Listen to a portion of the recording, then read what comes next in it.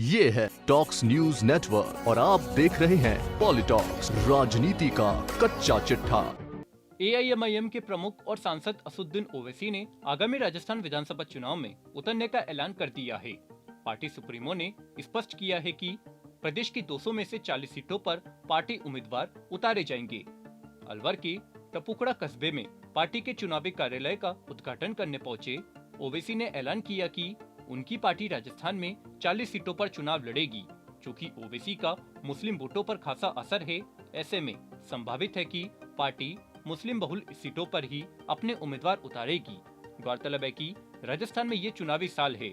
आगामी 8 महीनों में राजस्थान की 200 सदस्यों वाली विधानसभा में चुनाव होने हैं। राजस्थान में हर साल 5 सालों में सत्ता परिवर्तन का ट्रेंड है। ऐसे में ओवैसी सत्ता हासिल करने के लिए बल्कि प्रदेश की राजनीति में सियासी जमीन तलाशने की कोशिश में हैं। यहाँ मुख्य मुकाबला हमेशा से कांग्रेस और भारतीय जनता पार्टी के बीच होता आया है। अगर ओवैसी की एआईएमआईएम 10-15 सीटें जीतने में कामयाब हो जाए तो किंग मेकर बनकर सत्ता में भागीदारी बनने की कोशिश कर सकती है। अगर संभावना के मुताबिक मुस्लिम बहुल इलाकों में एआईएमआईएम अपने उम्मीदवार खड़े करती है तो कांग्रेस के लिए वोट कटवा साबित हो सकती है।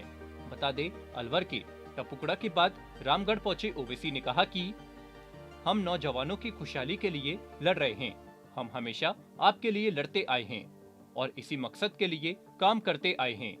हमारी जिंदगी का मकसद है कि हमको इज्जत, सम्मान और हिस्सेदारी मिले। आप तमाम लोगों से गुजारिश है कि आप हमारा साथ दीजिए और संगठन को मजबूत करें। आप नौजवानों का साथ और बुजुर्गों की सरपरस्ती होगी तो हमें कामयाबी जरूर मिलेगी। हम वादा करते हैं कि आपके लिए लड़ते रहेंगे। उन्होंने वापस आने का वादा करते हुए कहा कि हम यहाँ दोबारा आएंगे और एक बड़ी जनसभा कर आपसे चर्चा करेंगे। पार्टी सुप्रीमो ओवैसी ने गौ तस्करी के शक में हरियाणा में भरतपुर के 2 युवकों की हत्या के लिए हरियाणा के साथ प्रदेश की गहलोत सरकार को भी जिम्मेदार ठहराया है। मीडिया के समक्ष ओवैसी ने कहा कि देश में शासन और प्रशासन नाम की कोई चीज नहीं बची है। उन्होंने भरतपुर के जुनैद और नासिर को बोलेरो समेत जलाने मामले में दोनों प्रदेश सरकारों को दोषी ठहराते हुए आरोपियों को गिरफ्तार नहीं करने का आरोप लगाया है। ओवैसी ने कहा कि जुनैद और नासिर की हत्या में शामिल मोनू मानेसर और उसके साथियों को बीजेपी और आरएसएस का संरक्षण प्राप्त है। मोनू मानेसर को हरियाणा में मनोहर लाल की अगुवाई वाली बीजेपी सरकार संरक्षण देती है। इस हत्याकांड के लिए हरियाणा सरकार ही जिम्मेदार है। आपको बता दें, 16 फरवरी को हरियाणा की भिवानी में भरतपुर के 2 युवकों को बोलेरो समेत जिंदा जलाने का मामला सामने आया है। परिजनों का आरोप है कि जुनैद और नासिर का गोपालगढ़ थाना इलाके के पिरुका गांव के कुछ लोगों ने मारपीट कर किडनैप कर लिया था। इसके बाद उन्हें हरियाणा ले जाकर जिंदा जलाने की खबर आई। भिवानी जिले के लोहारू में बोलेरो जली हालत में मिली थी।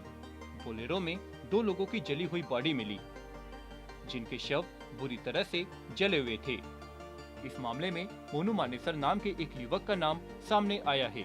ओवैसी ने यह भी कहा कि मारे गए युवकों पर अगर गौ तस्करी के केस दर्ज है तो कोई भी जिंदा जला देंगे या जान से मार देंगे। अगर ऐसा है तो फिर कानून का क्या मतलब है। उन्होंने खट्टर सरकार पर आरोप लगाते हुए कहा कि प्रशासन अगर चाहता तो उन दोनों युवकों को बचाया जा सकता था, लेकिन कोई गंभीरता नहीं दिखाई। ओवैसी ने राजस्थान की गहलोत सरकार पर भी निशाना साधते हुए कहा कि राजस्थान और हरियाणा की सरकार को एफआईआर में शामिल आरोपियों को गिरफ्तार कर मामले की जांच करनी चाहिए। पॉलिटॉक्स ब्यूरो, जयपुर। ये है टॉक्स न्यूज नेटवर्क और आप देख रहे हैं पॉलिटॉक्स, राजनीति का कच्चा चिट्ठा।